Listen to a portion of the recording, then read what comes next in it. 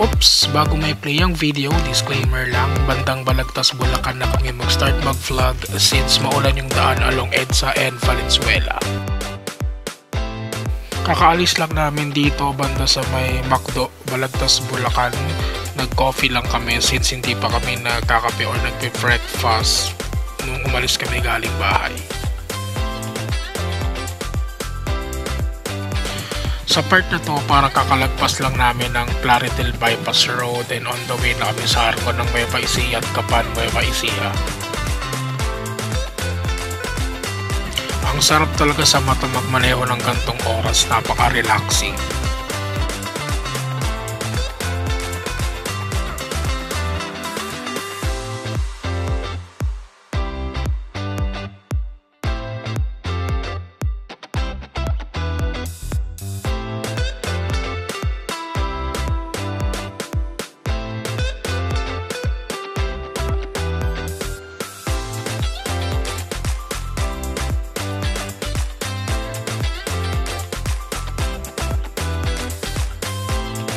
Ang alam ko dito, nakapasok na kami sa Nueva Ecija ng mga gantong oras.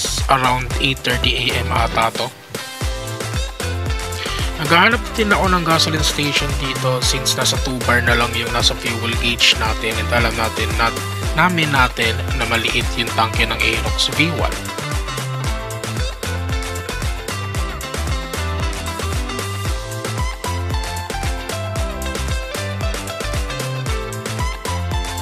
Gamit din namin dito yung Freedcon KY Pro namin for intercom para nakakapag-usap kami habang nasa biyahe.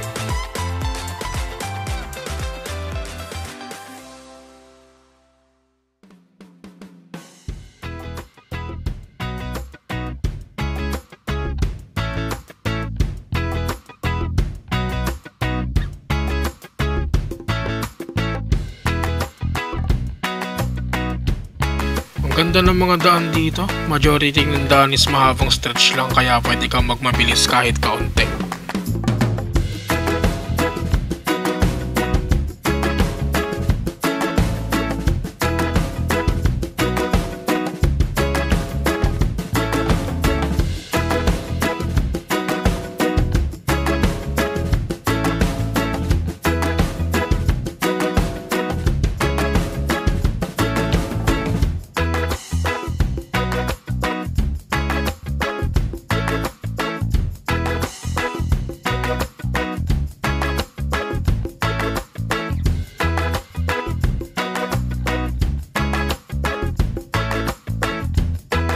Pumunta na kami dito sa Gabaldon, Nueva Ecija, dun sa mismong signage and yung may long stretch na kalsada.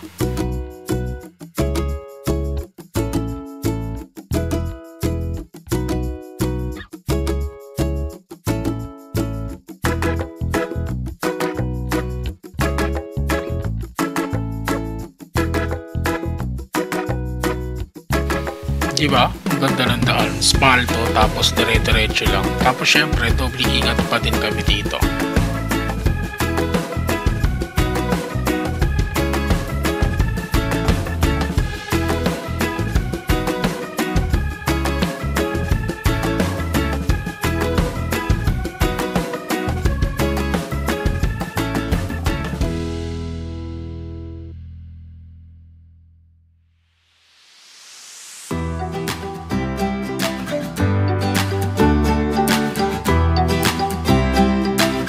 Actually, ngayon lang ulit ako nakapag long ride kasi last long ride ko is last 2022 pa and Bicol ride yun kaya medyo naninibago pa ako.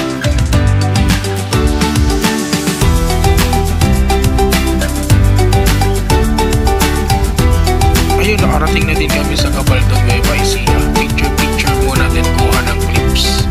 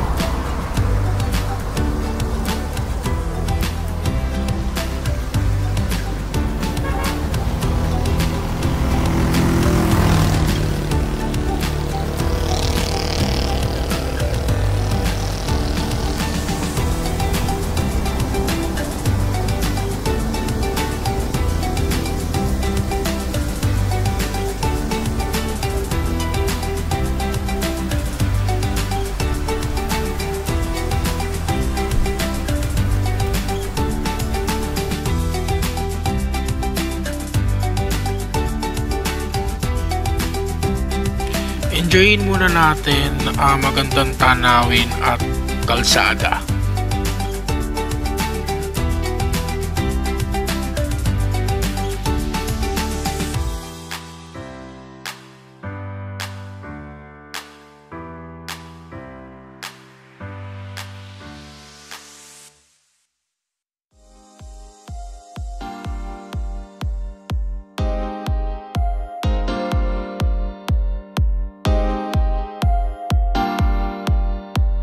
Pagkatapos sa Gabaldon, Nueva Ecija, papunta na kami sa Grotto ng Dingalan na tinatawag na La Nuestra Señora de la Paz y Buen Viaje. Tama ba?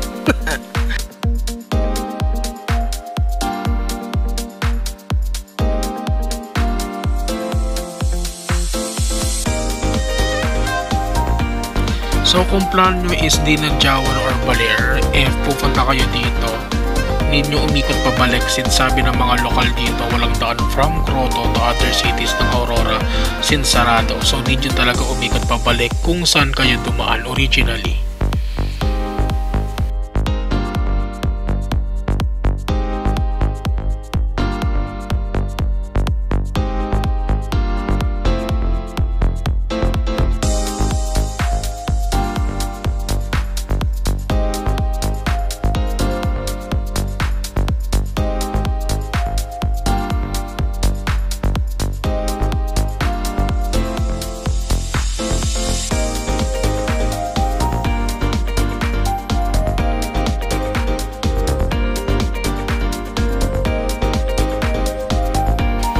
Dito na kami sa taas. Pag nandito na kayo, magbabayad lang kayo ng 50 pesos each for environmental fee.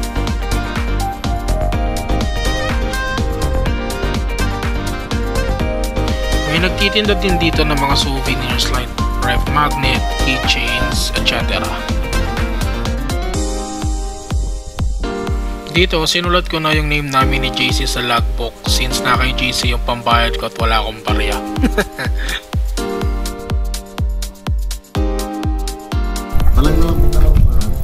Ilan po kayo? Dalawa po.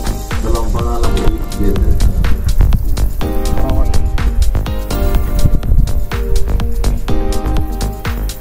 Mountain pala.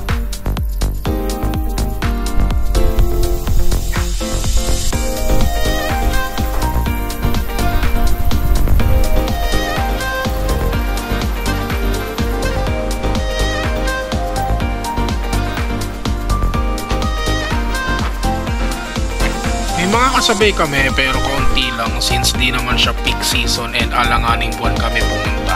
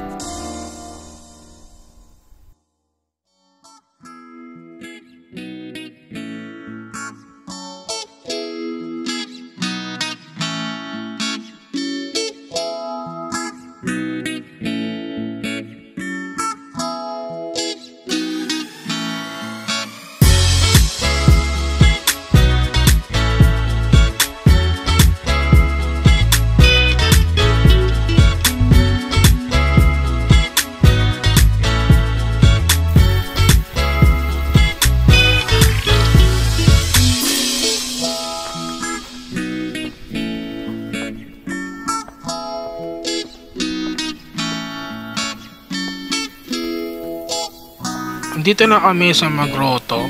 Mula dito, kitang-kita nyo yung Pacific Ocean.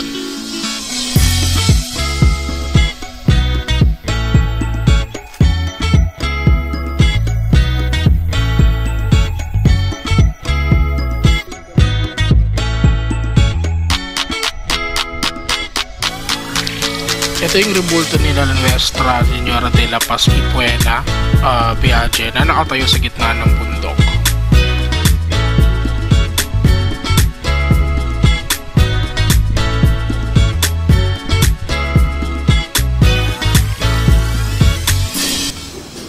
So good afternoon. Dito na kami sa ano? Ocean View? Tama ba? Ocean View Resort, Dingalan, Aurora. Dito na kami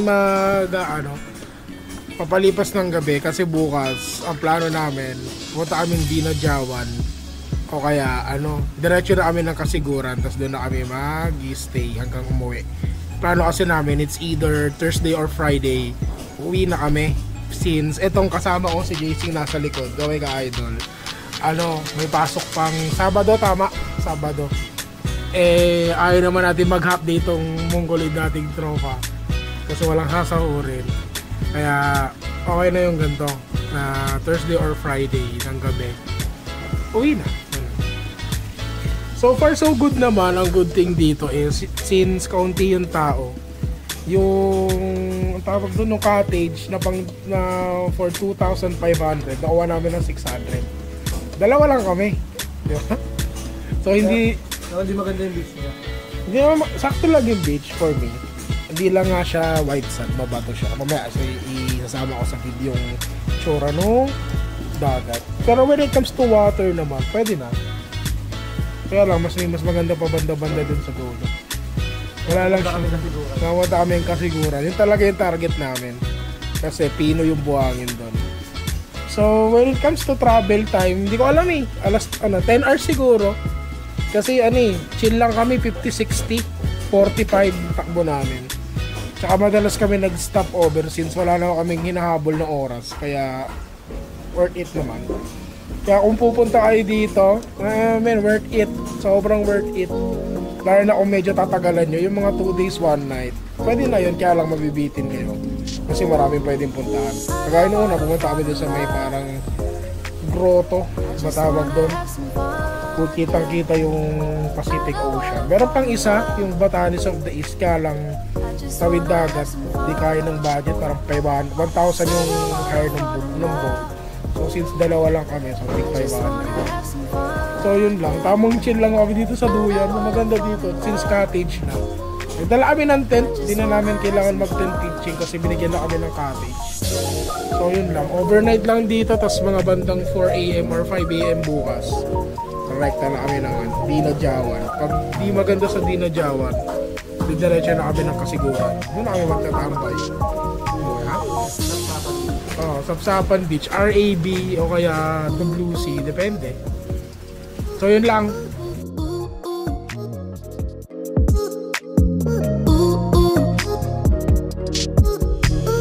I don't wanna fall in love. I just wanna have some fun, yeah. I don't wanna fall in love. I just wanna have some fun.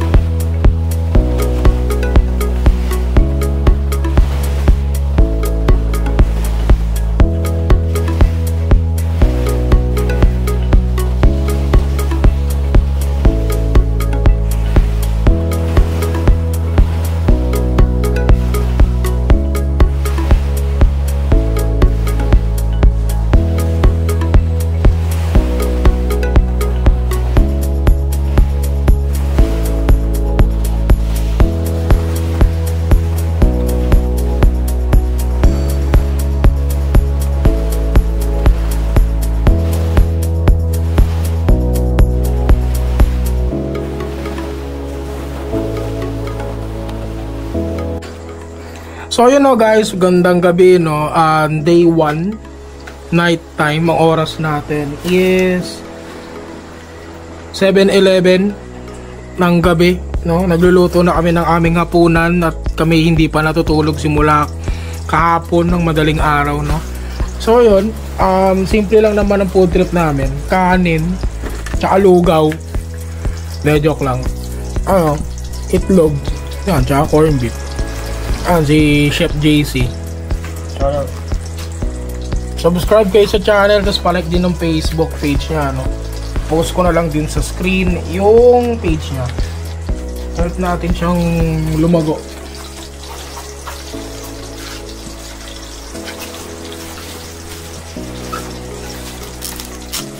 Ayan, so, update lang, no? Bukas.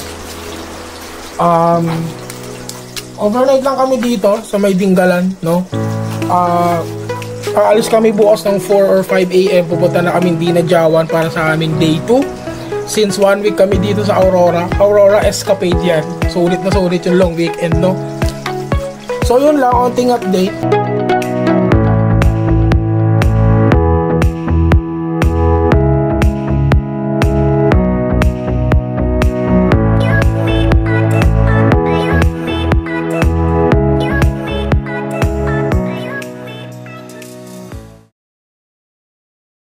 So ayun o, good morning. Dito na kami sa may Seaoy. Paalis na kami. Nag-quick breakfast lang kami dyan sa may 7-Eleven. So diretso na kami doon sa may mapuntahan kasi ito na yung magiging last stop namin since Saturday may pasok sa JC. Initial plano kasi is for these 3 nights pero mababago since may pasok si JC. So yun lang, ayoko lang din naman pumasok yung tropa natin na kulang sa tulog at pagod galing biyahe. Mahirap yun, diba?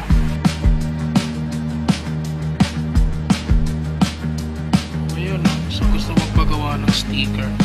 Shoutout nga pala kay Quadrado Prince, sila yung gumawa ng sticker ko.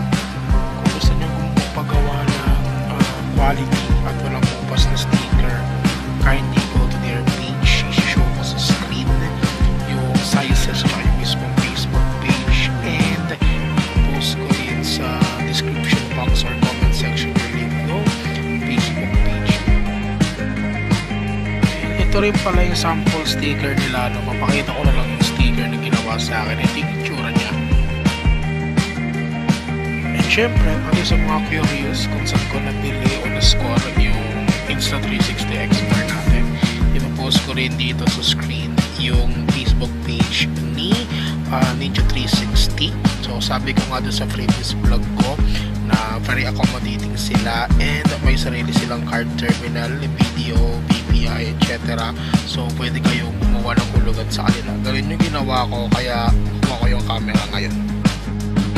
Sa part na to medyo maulan na kasi medyo maulan siya kasi di ba nga sa Maynila is maulan. So initial thought namin dito is ampun lang, dadaan lang, kaya dire-diretso kami. Ayun nga pala, no, shoutout din sa Monday Habits and Math Group, no? Mga tropa kayo, mga yan, mga batang marilaki yan. So kung gusto nyong sumama, pwede nyong i-comment or mag-comment sa pages nila, Slayrocks and Madride, kasama ako. Pwede nyo silang i-chat or mag-message sa page nila kung gusto nyo sumama sa Monday ride nila. So technically, kasama naman ako dun palagi, kaya lang may mga times na madalas hindi ako nakakasama kasi pasok ko is, or off ko rather, is Sunday and Monday, and may mga times na hindi ako nakakasama kasi tuwing Monday is may nilalakad tayong mga bagay na kailangan lakarin.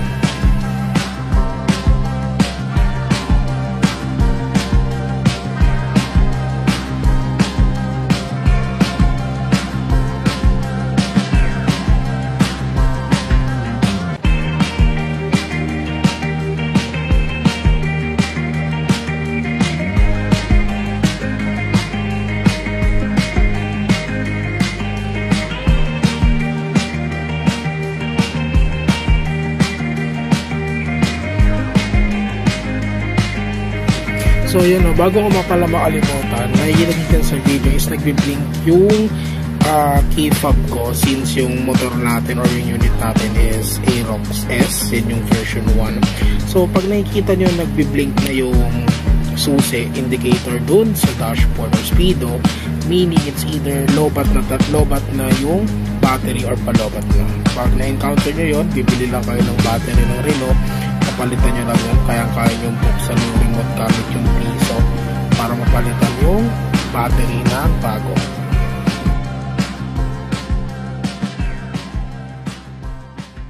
Ayan, kaya rin ako tumigil dito sa part na to is medyo kinabahan ako kasi baka naiwan ko yung susi. Kasi yun din yung isang indicator kung bakit umiilaw yung key icon dun sa speedo. It's either nga nalobat, or naiwan yung susi. Pero naisip ko na hindi ko siya naiwan since nabubuksan ko or na-start ko yung motor. So yun lang, i-check nyo pa rin lagi yung susi pag nasa bag nyo, especially if hindi kayo paladala ng susi or nasa bag lang palagi.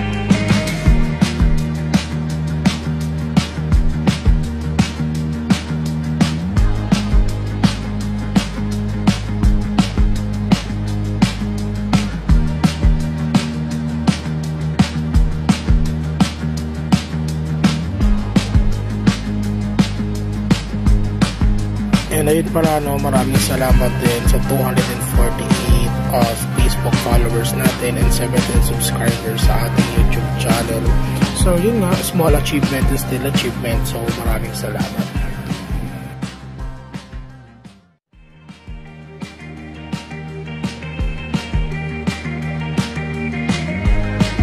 Pala, no, kung gusto niyo sumama sa aming next ride, kindly PM the page or magpo-post na lang ako kailan meron.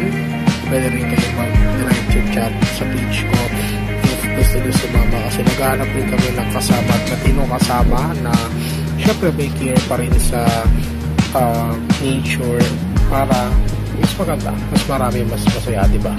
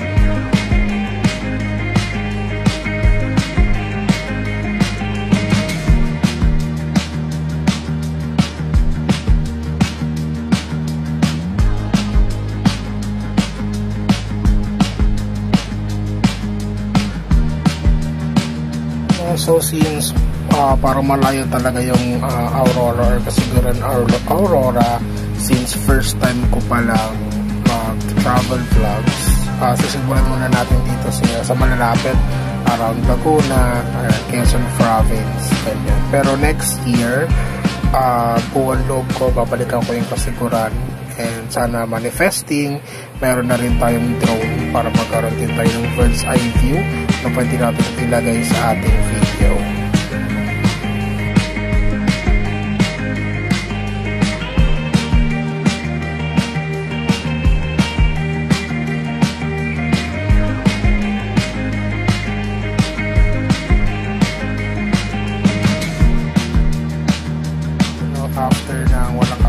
pangkingan sa bundok. Nandito na rin kami sa may Maria Aurora. Magpapahinga lang kami saglit. At pagkatapos nun, hindi inaasahang